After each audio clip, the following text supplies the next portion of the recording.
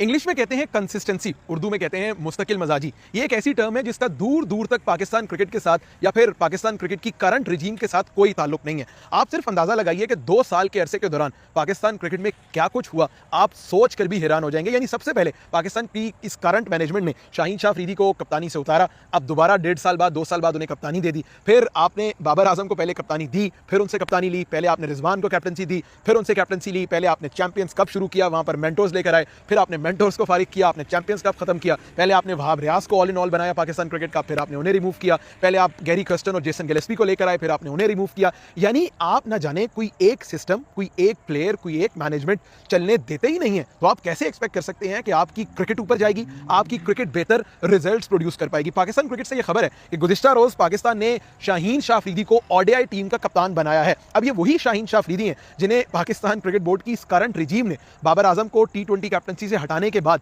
टी20 world cup में USA से हारने के बाद पाकिस्तान ने शाहीन को कप्तान बनाया था न्यूजीलैंड सीरीज के लिए। वहां पाकिस्तान 4-1 न्यूजीलैंड सीरीज हारा और एक ही सीरीज के बाद पाकिस्तान ने शाहीन को रिमूव कर दिया। यानी आप किसी जगह पर भी एक फैसला लेकर मुस्तकिल मजाजी से उस पर रुक नहीं सकते। अब जहां आप अपने कंपैरिजन करते हैं दुनिया की बड़ी टीम्स के साथ, वहीं आपको यह चीज सीखनी है कि किस तरह दुनिया की बड़ी टीम्स अपने प्लेयर्स को बैक करती हैं, अपने कप्तानों को बैक करती हैं, अपने बैकरूम स्टाफ को बैक करती हैं और अपने तमाम तर सिस्टम को बैक करती हैं। आपने कभी नहीं सुना होगा इंडिया में कि रणजी की टीम्स जो है वो कम कर दी गई हैं, रणजी ट्रॉफी की टीम्स बढ़ा दी गई हैं, दुलीप ट्रॉफी की टीम कर दी गई हैं, बढ़ा दी गई हैं। लेकिन पाकिस्तान में ये सिस्टम होता है। गुज़िश्ता साल कायद आज़म ट्रॉफी में 18 टीम्स थी, फिर उन्हें कम करके अब कहा गया 6 टीम्स होंगी, 6 के बाद कहा गया 8 होंगी, 8 के बाद कहा गया 10 होंगी। यानी ये निज़ाम सिर्फ पाकिस्तान में चलता है। और आप अगर अपनी क्रिकेट का देख लें ओवर द ईयर्स कि पाकिस्तान ने एशिया कप खेला, पाकिस्तान एशिया कप के फाइनल तक गया, नहीं जीत पाया। उससे पहले पाकिस्तान ने टी20 वर्ल्ड कप खेला, पाकिस्तान उसके सुपर 8 राउंड तक नहीं जा पाया। चैंपियंस ट्रॉफी खेली, हम उसके सेमीफाइनल तक नहीं जा पाए। फिर आप 2023 का वर्ल्ड कप देख लें, वहां पर भी आप अगले राउंड तक नहीं जा पाए। यानी आप कोई भी रीसेंट पास में कोई 3, 4, 5 आईसीसी के टूर्नामेंट, एसीसी के टूर्नामेंट उठा के देख लें,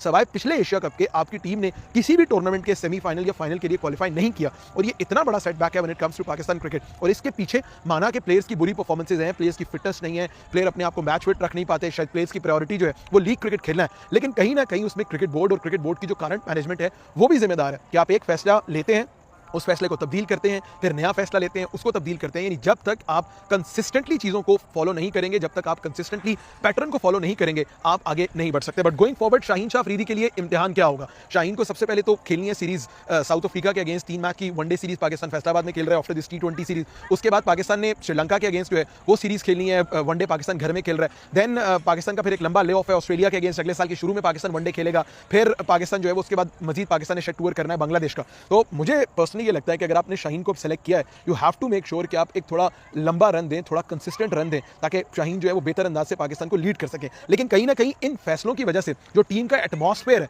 जो प्लेयर्स की आपस में बॉन्डिंग है, वो बहुत ज्यादा डिस्टर्ब होती है। अमीन, आप क्या एक्सपेक्ट करते हैं कि शाहीन और रिजवान जो एक साथ क्रिकेट खेलते हैं, बहुत अरसे से क्रिकेट खेल रहे हैं, अब उनके क्या जो भी उनके रिलेशन है आपस में, ये जो भी दोस्ती का एलिमेंट है वो उसी तरह का रहेगा जो पहले था? ऑब्वियसली जिस तरह शाहीन ने ये सोचा कि जब बाबर को कैप्टनसी दी गई आफ्टर शाहीन, उन्होंने जब सोचा कि उनको बैक स्टेप किया गया, तो Rizwan would think the same. आप जितना मर्जी लोगों के आगे ये नैरेटिव बिल्ड कर दें कि जी सब अच्छा है, दोस्ती है या हर चीज़ है, बट कहीं ना कहीं back of the mind players के जहन में ये चीज़ रहती है कि एक प्लेयर को हटाकर दूसरे प्लेयर को शामिल किया गया, एक कप्तान को हटाकर दूसरे प्लेयर को जो है वो कप्तान बनाया गया। तो कहीं ना कहीं जो बैक स्टैबिंग का एलिमेंट है वो प्लेयर्स के दिमाग में रहता है। और अगर आपको अपनी क्रिकेट आगे बढ़ानी है तो आपको इन तमाम तरह एलिमेंट्स को पीछे छोड़ना होगा। But all in all Shaheen के लिए बेस्ट विशेज हैं। उन्होंने लाहौर कलंदर्स की कप्तानी जिस जबरदस्त अंदाज से की, 3 PSL की ट्रॉफी लाहौर उनकी कैप्टनसी में जीत चुका है। We wish him all the best. हम तो यही एक्सपेक्ट करते हैं कि जो 2027 का 50 ओवर वर्ल्ड कप है, शाहीन वहां बेहतर अंदाज से कप्तानी करें, पाकिस्तान के लिए बहुत अरसे बाद जो ग्लोरी है 50 ओवर क्रिकेट में वो हासिल करें। बट एक बड़ा फार फेच्ड आइडिया लगता है जब आप प्रोसेस ठीक तरीके से फॉलो नहीं करेंगे और एक्सपेक्ट करेंगे कि आपको ओवरनाइट रिजल्ट मिल जाए। तो I don't think so that is the way forward for Pakistan cricket.